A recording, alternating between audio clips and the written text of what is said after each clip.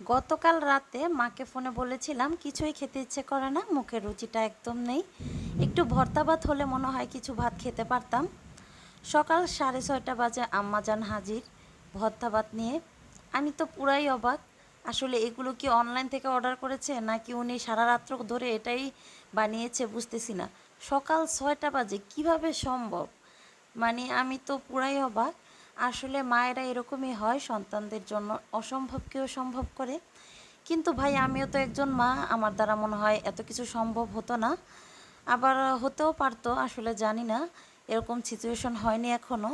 আসলে এই ভাতটা অসম্ভব মজার ছিল, এটা নর্মাল ভাত ছিল না, এটা ছিল কাজির ভাত। একটু টক মিষ্টি ছিল, যার কারণে এটা খেতে অসম্ভব মজার হয়েছে।